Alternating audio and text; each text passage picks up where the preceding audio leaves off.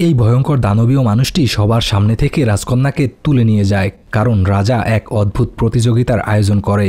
এই চামড়াটি কোন প্রাণীর বলতে পারলেই রাজকন্যাকে তুলে দেয়া হবে তার হাতে। প্রথমে একজন অভিজ্ঞ কৃষক চামড়ার গায়ে হাত বুলিয়ে অনুমান করে এটা শূকরের চামড়া, কিন্তু তিনি ভুল।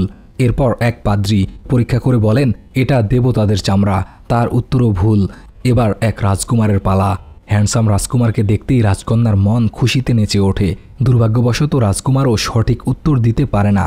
হঠাৎ করেই ভিড়ের মধ্য থেকে ভয়ঙ্কর দেখতে এক দানবীয় মানুষ এগিয়ে আসে।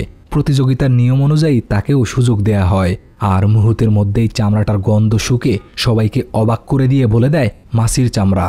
সাথে সাথেই রাজার হাসিমাখা মুখটা ফ্যাকাশে হয়ে যায়। রাজকন্যা দৌড়ে পালিয়ে যায় আর প্রাসাদের ছাদে উঠে রাজাকে হুমকি দিয়ে বলে সে এখান থেকে লাফিয়ে মরে যাবে, তবুও এই দানবকে বিয়ে করবে না। নিরুপায় রাজা মেয়েকে বুঝায় যে তার প্রতিশ্রুতি রক্ষা না করলে রাজপরিবারের মান সম্মান ধুলোয় মিশে যাবে। এবার পরিবারের মান সম্মান রক্ষার জন্য রাজকন্যা দানবটির হাত ধরে প্রাসাদ ছেড়ে চলে যায়। এরপর তারা ঘন ভয়ঙ্কর জঙ্গল, বিশাল বড় পাহাড় পেরিয়ে ওই দানবটির গুহায় পৌঁছায়। সম্পূর্ণ গুহাটি জন্তু জানোয়ারের উচ্ছিষ্টে ভরা ছিল। ভয়ে আতঙ্কে রাজকন্যা এক কোনায় গুটিসুটি হয়ে বসে থাকে। পরদিন দানবটি শিকার করতে বাইরে গেলে সেই সুযোগে রাজকন্যা একটি পুরাতন ছুরিকে ঘষে চকচকে করে নেয়। এর মধ্যে হঠাৎ করেই গুহার বাইরে কিছু শব্দ শুনতে পায়। বাইরে আসতেই দেখে পাহাড়ের অন্য পাশে এক মহিলা দাঁড়িয়ে আছে। মহিলাকে দেখতেই রাজকন্যা যেন খানিকটা আশার আলো খুঁজে পায়। সে হাত জোর করে মহিলাকে সাহায্য করার অনুরোধ করে, কিন্তু তাদের মধ্যে দূরত্ব এতটাই বেশি ছিল যে মহিলা রাজকন্যার কোনো কথা বুঝতে না পেরে সেখান থেকে চলে যায়।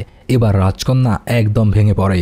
খানিক বাদেই মহিলা তার ছেলেকে নিয়ে সেখানে ফিরে আসে। ছেলেটির দড়ির ওপর দিয়ে হাঁটার অসাধারণ দক্ষতা ছিল। সে রাজকন্যাকে কাঁধে করে মুক্ত করে নিয়ে আসে। এদিকে অন্য মানুষের গন্ধ পেতেই দানবটি সব কিছু টের পেয়ে যায়, কিন্তু ঠিক সময়ে দড়ি কেটে দিতেই দানবটি পাহাড়ের খাদে পড়ে যায়। রাজকন্যা আনন্দে আত্মহারা হয়ে সবাইকে জড়িয়ে ধরে। এরপর সবাই মিলে মহা আনন্দে রাজপ্রাসাদের উদ্দেশ্যে রওনা হয়। হঠাৎ করেই ওই দানবটি তাদের পথ আগলে দাঁড়ায়। সবাই তাড়াতাড়ি করে একটি বিশাল পাথরের আড়ালে লুকিয়ে পড়ে, কিন্তু দানবটি তাদের গন্ধ শুকিয়ে ঠিকই বের করে ফেলে। ছেলেটি আগুন দিয়ে আক্রমণ করে, কিন্তু দানবটি তাদের সবাইকে পিষে মেরে ফেলে। এবার রাজকন্যা প্রাণ ভিক্ষা চায়। বেচারা রাজকন্যার মিষ্টি কথায় গলে যায় আর তাকে ক্ষমা করে দিয়ে কাঁধে তুলে নেয়। পরের মুহূর্তেই রাজকন্যা তার ধারালো ছুরিটি দিয়ে দানবটির গলা কেটে দেয়। এদিকে রাজা এখন পাগল প্রায়। রাজকন্যার ফিরে আসার খবর শুনতেই দৌড়ে বেরিয়ে আসে।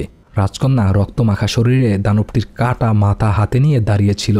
এই অবস্থা দেখে রাজার ভয়ঙ্কর অনুশোচনা হয়। তার পরের দিনই রাজকন্যার হাতে রাজ্যভার তুলে দেয়।